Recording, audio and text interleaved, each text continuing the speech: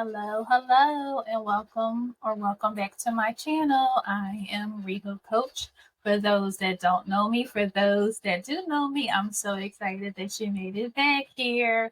So, I don't know about you all, but God, when He gets with me, He really gets with me. So, He laid it on my heart, on my mind to do a YouTube series on trauma.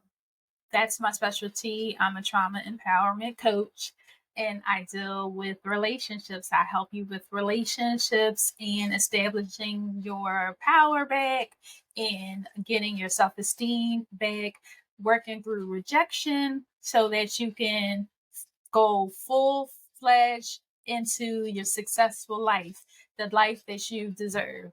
I teach you how to demand what you deserve because it's your birthright, because God says so, and as long as you are doing His will for your life and following through, then we're all set to push through and get to whatever it is that He said you deserve. We're going to find that out and then we're going to go for it because you deserve it. Whoever said that you didn't, kick rocks with no socks because we're going for it. Let's go because He says so. You have the authority. Those people, they rejected you. They said you wasn't this. They said you wasn't that. You're not going to be this. You're not going to be that. So what? Who cares? Who cares about them? We need to get them out your life. We're going to clean house. We're going to do what we got to do to get you where you need to be. And we want to make up for the years lost. So, I have a client, a coaching that I had a prophecy for her. And my prophecy was, listen, I knew exactly because God has given me the gift of discernment. I didn't realize it. It took me a very long time, but I finally got it. So I have been working with her and she wasn't like being truthful. I knew it was something that she hadn't given up, that we had worked towards giving up. And I said, once you give up this thing, God had told me once she gave up this thing, you're going to get all the years that you have lost back and it's going to be sped up. Don't you know that thing came true? And to this day, like she still reminds me, she still texts me. She was holding on to something, some luggage. She had to let go of that. Once she let go, it came true.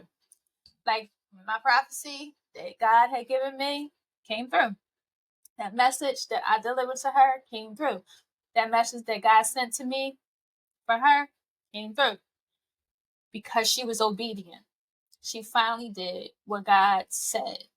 So I gotta stop saying, oh, but anyway, the title of the series is Healed and Whole, Overcoming Trauma and Finding Love. Are you excited? I'm excited. We're going to work this thing out. I mean, we've been through some stuff, a lot of stuff, and I know it hasn't been easy for you, but you're still here, and that means something because you're still here. It's like God is saying, let's go. Let's keep going. You're still here. You made it thus far. Have you ever felt like you're stuck in a cycle of like unhealthy relationships, like over and over again? You keep getting into these unhealthy relationships. And when I say unhealthy relationships, a lot of times we think about that significant other. You keep picking the wrong partners over and over again. But no, unhealthy relationships means unhealthy business partners, unhealthy coworkers, relationships, unhealthy intimate partner relationships, unhealthy friendships. You are not alone, sweetie, honey, boo boo. You are not alone. So for years, I found myself drawn to partners who mirrored the dysfunction that I grew up in, right? Because I grew up in a household where it was a two-parent household, which was the American way, the American dream. Everyone's quote unquote children can't be successful unless they have this 2-parent household, God forbid, right? So I grew up in that environment, but I grew up in dysfunction and chaos. So I was drawn to partners that I could mimic that chaos and that dysfunction of my past. It wasn't until I started to unravel all the layers of trauma that I realized what exactly was the root to my struggles. I experienced a whole lot of challenges in these relationships. So much. I picked the wrong persons and persons and persons again and again. Like, I would pick people that weren't always able to be attentive, that somehow, some way ended up cheating on me, right? I would pick the ones that were like meek in a way, um, that I could maybe talk down to. They always seem to not be like at my level, so I felt like I can talk down to them. But guess what? That's what I saw my mom do, right? So it was easier for me to do that. I would pick up at the same time, some of these men, as I think back to it, they also had like emotional abuse tendencies. So they would emotionally abuse me with their words in various ways. The trauma that I experienced in my household was manifested in my adult relationships. I also picked friends that weren't emotionally 100% there for me, or mistreated me, like would choose to like not include me in things and just set me apart, and it would make me feel a way as if I was rejected. And I grew up in environments where I felt like I was rejected. I felt like, without even knowing, I felt like I was the stepchild, and I was the stepchild, but I felt like I was more the stepchild by my mother than my stepfather. So it's amazing how the fear of abandonment, like how that played a part in my relationships. I remember holding on to relationships like way longer, and I know you're probably guilty of this, holding on to relationships like way longer than I was supposed to, for the fear of abandonment, not wanting to be alone, not wanting someone to leave me, or sometimes leaving first so that they wouldn't leave me. And then people pleasing, right? Oh my goodness. Number one, people pleaser. I have done so many things that I did not want to do and been so many places that I did not want to go. I should not have been. I remember having a broken leg, like with a boot on, going to New York City for my goddaughter's birthday because I made that commitment before I knew that I would have broken my leg. And their mother wanted to take public transportation to go. We had cars. So it wasn't like I could just drive, like ride in a car or a train all the way there. Like literally on and off trains, subways. Like it was a mess. And like that was something that I should have just said, you know what? I don't think it's a good idea anymore. But I was so busy trying to people please. I did not want to let that person down. So I said, yes, I'm still going to go. And that was just me struggling with my self esteem, feeling like, oh, I would be like that bad friend if I didn't go.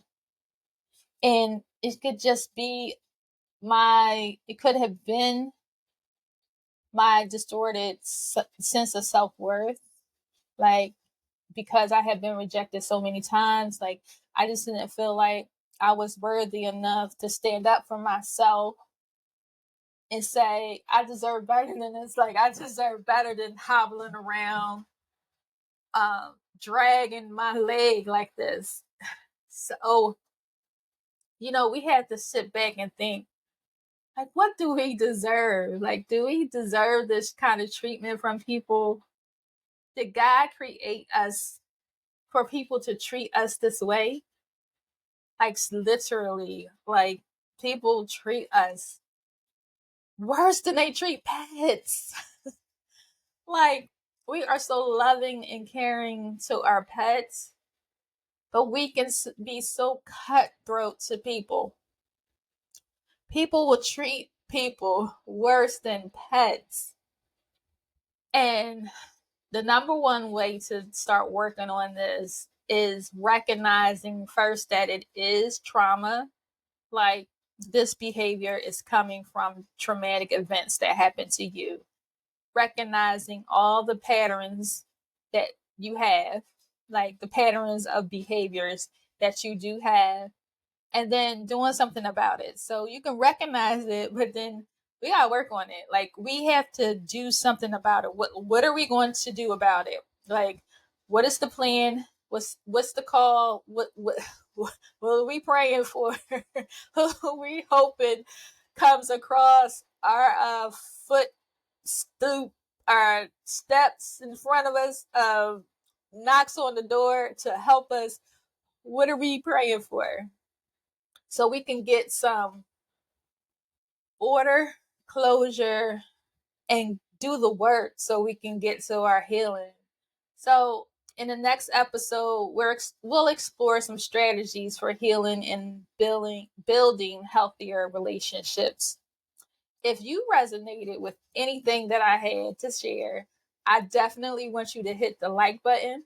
I would love for you to subscribe to the channel.